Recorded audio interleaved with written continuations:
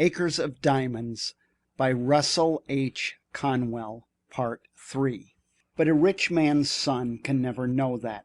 He takes his bride into a finer mansion, it may be, but he is obliged to go all the way through it and say to his wife, "My mother gave me that, my mother gave me that, and my mother gave me this," until his wife wishes he had married his mother.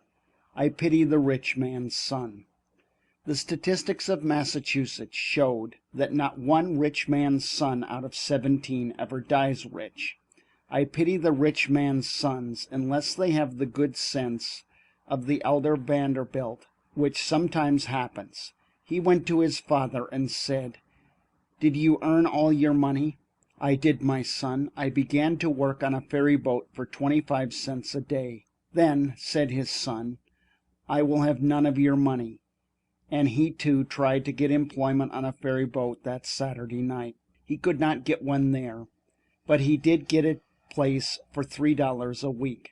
Of course, if a rich man's son will do that, he will get the discipline of a poor boy. That is worth more than the university education of any man. He would then be able to take care of the millions of his father. But as a rule, the rich men will not let their sons do the very thing that made them great. As a rule, the rich man will not allow his son to work. And his mother, why, she would think it was a social disgrace if her poor, weak, little, lily-fingered, sissy sort of a boy had to earn his living with honest toil.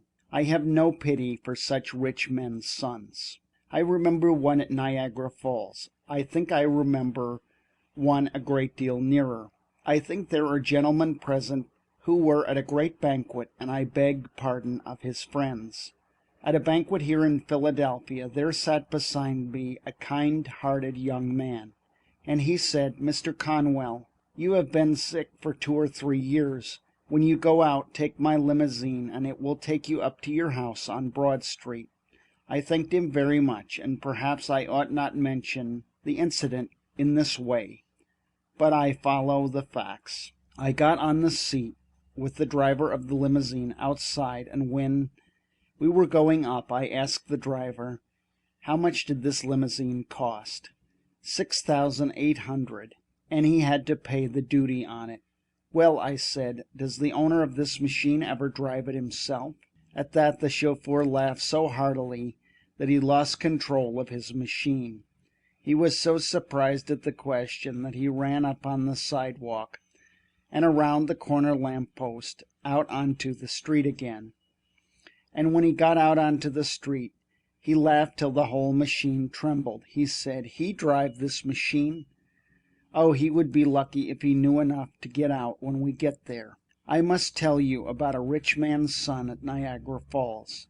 I came in from the lecture to the hotel, and as I approached the desk, there stood a millionaire's son from New York. He was an indiscernible specimen of anthropologic potency.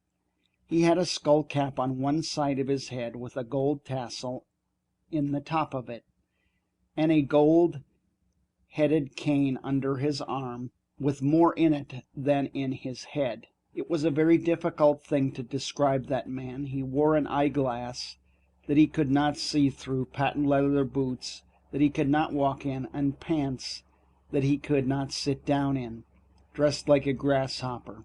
This human cricket came up to the clerk's desk just as I entered, adjusted his unseeing eyeglass, and spake in this wise to the clerk. You see, he thought it was Hinglish, you know, to lisp. "There, will I have your kindness to supply me thum paper and thum envelope?" The clerk measured that man quick and pulled out the envelopes and paper out of a drawer, threw them across the counter toward the young man, and then turned away to his book. You should have seen that young man when those envelopes came across the counter. He swelled like a gobbler turkey, adjusted his unseeing eyeglass, and yelled, "Come right back here.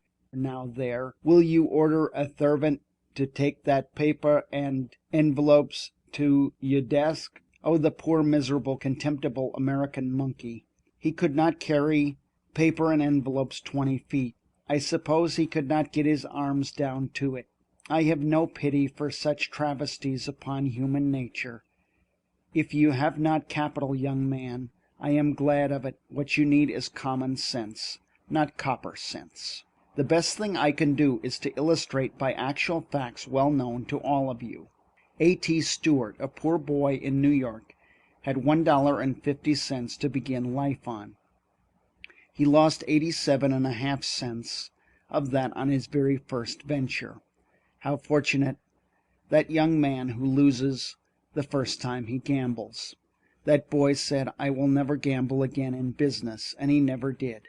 How can you lose 87.5 cents? You probably all know the story how he lost it, because he bought some needles, threads, and buttons to sell, which people did not want, and had left him on his hands, a dead loss.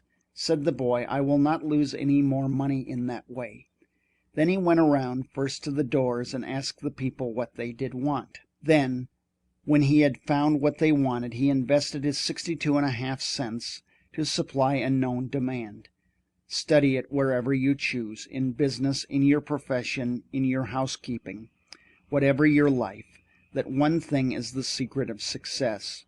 You must first know the demand. You must first know what people need, and then invest yourself where it is most needed.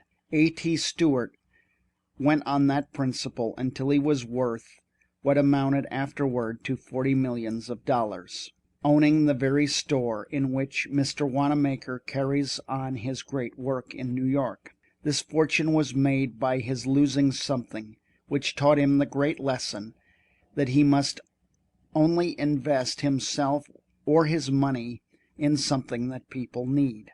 When will you salesmen learn that? When will you manufacturers learn that you must know the changing needs of humanity if you would succeed in life? Apply yourselves, all you Christian people, as manufacturers or merchants or workmen to supply that human need. That is a great principle, as broad as humanity and as deep as the Scripture itself. The best illustration I have ever heard was of John Jacob Astor.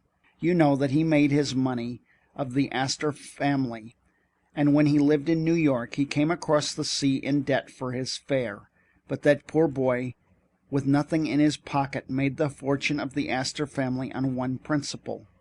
Some young men here tonight will say, well, they could make that fortune in New York, but they could not do it in Philadelphia. My friends, did you ever read that wonderful book of Ries?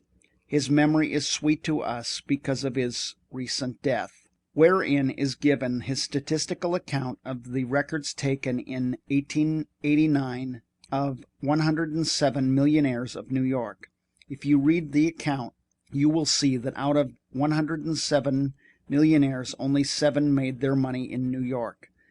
Out of the 107 millionaires worth $10 million in real estate, then 67 of them made their money in towns of less than 3,500 inhabitants. The richest men in this country today, if you read the real estate values, has never moved away from the town of 3,500 inhabitants. It makes not so much difference where you are as who you are. But if you cannot get rich in Philadelphia, you certainly cannot do it in New York. Now, John Jacob Astor illustrated what can be done anywhere. He had a mortgage once on a millinery store, and they could not sell bonnets enough to pay the interest on his money. So he foreclosed that mortgage, took possession of the store, and went into partnership with the very same people in the same store with the same capital. He did not give them $1 of capital. They had to sell goods to get any money. Then he left them alone in the store just as they had been before, and he went out and sat down on a bench in a park in the shade. What was John Jacob Astor doing out there and in partnership with people who had failed on their own hands? He had the most important and, in my mind, the most pleasant part of that partnership on his hands. For as John Jacob Astor sat on that bench, he was watching the ladies as they went by. And where is the man who would not get rich in that business? As he sat on the bench, if a lady passed him with her shoulders back and head up, and looked straight to the front, as if she did not care if all the world did not gaze on her. Then he studied her bonnet, and by the time she was out of sight he knew the shape of the frame, the color of the trimmings, the cracklings of the feather. I sometimes try to describe a bonnet, but not always. I would not try and describe a modern bonnet. Where is the man that can describe one? This aggression of all sorts of driftwood stuck in the back of the head, on the side of the neck, like a rooster, with only one tail and feather left. But in John Jacob Astor's day, there was some art about the millinery business, and he went to the millinery store and said to them, "Now put into the show window just such a bonnet as I described to you, because I have already seen a lady who likes such a bonnet. Don't make up any more until I come back." Then he went out and sat down again, and another lady passed him, of a different form, of different complexion, with a different shape and color of bonnet. "Now," said he, "put such a bonnet as that in the show window." He did not fill the show window uptown with lots of hats and bonnets to drive people away, and then sit on the back stairs and bawl because people went to Wanamaker's to trade. He did not have a hat or bonnet in that show window but what some lady liked before it was made up. The tide of custom began immediately to turn in, and it had been a foundation of the greatest store in New York. In that line there still exists as one of 3 stores. Its fortune was made by John Jacob Astor after they failed in business, not by giving them any more money, but by finding out what ladies liked for bonnets before they wasted any material in making them up. I tell you, if a man could foresee the millinery business, he could foresee anything under heaven. I suppose I were to go up through the audience tonight and ask you, in this great manufacturing city, if there were any opportunities to get rich in manufacturing. "Oh yes," some young men says. "There are opportunities here still if you build with some trust, and if you have $2 or $3 millions to begin with as capital." Young men, the history of the breaking up of trusts by that attack upon big business is only illustrating what is now the opportunity of the smaller man. The time never came in the history of the world when you could not get rich by quickly manufacturing without capital as you can now. But you will say, you cannot do anything of the kind. You cannot start without capital, young men. Let me illustrate for a moment. I must do it. It is my duty to every young man and woman, because we are all going into business very soon on the same plan. Young man, remember, if you know what people need, and you have gotten more knowledge of the fortune than any amount of capital can give you.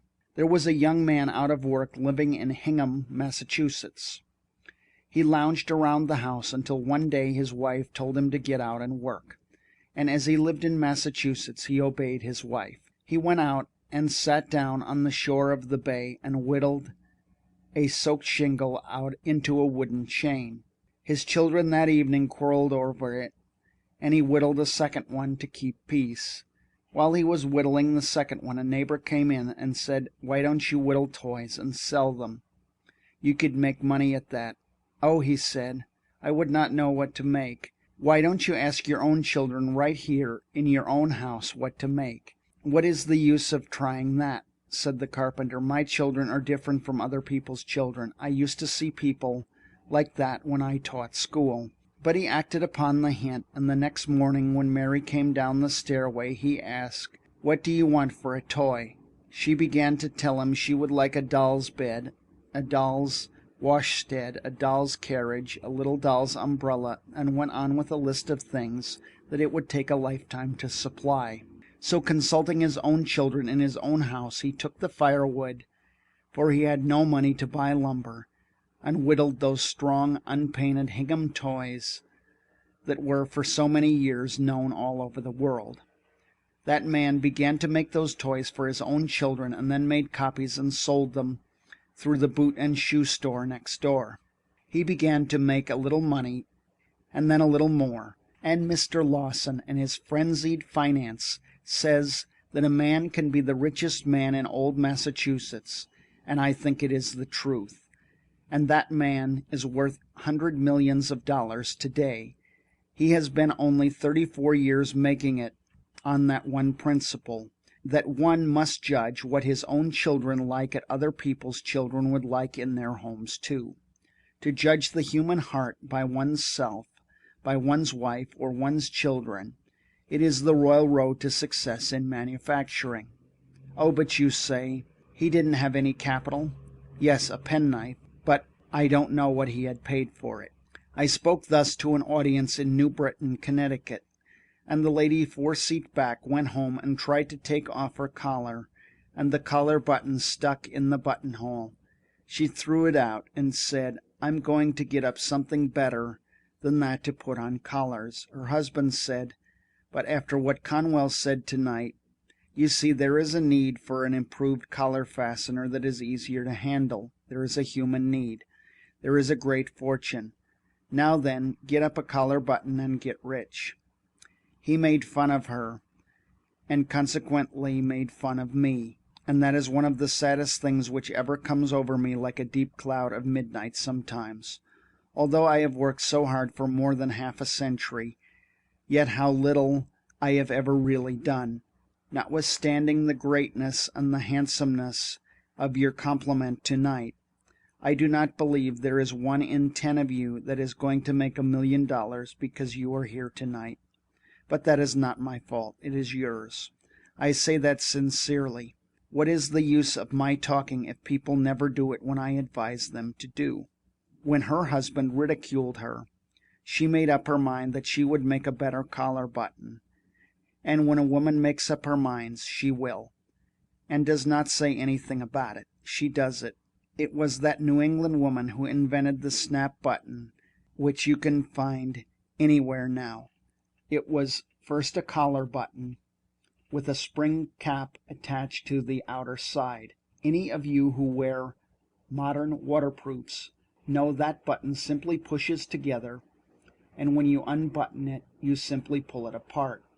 That is the button to which I refer, and which she invented. She afterward invented several other buttons, and then invested in more, and then she was taken into partnership with great factories. Now that woman goes over the sea every summer in her private steamship. Yes, and takes her husband with her.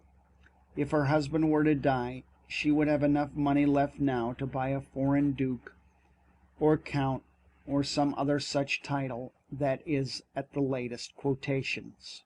Now, what sort of lesson in that incident? It is this. I told her then, though I did not know her, what I now say to you. Your wealth is so near you, you are looking right over it. And she had to look over it because it was right under her chin. I have read in the newspaper that a woman never invented anything. Well, that newspaper ought to begin again. Of course, I do not refer to gossip. I refer to machines.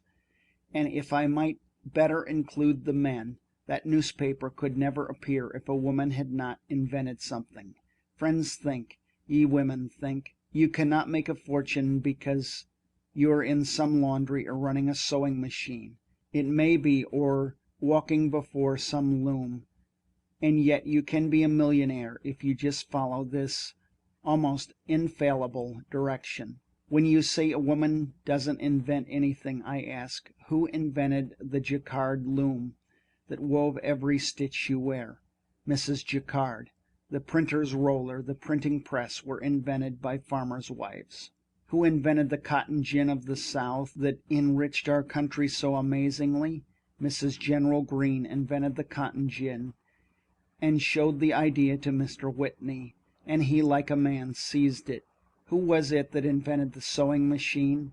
If I would go to school tomorrow and ask your children, they would say Elias Howe.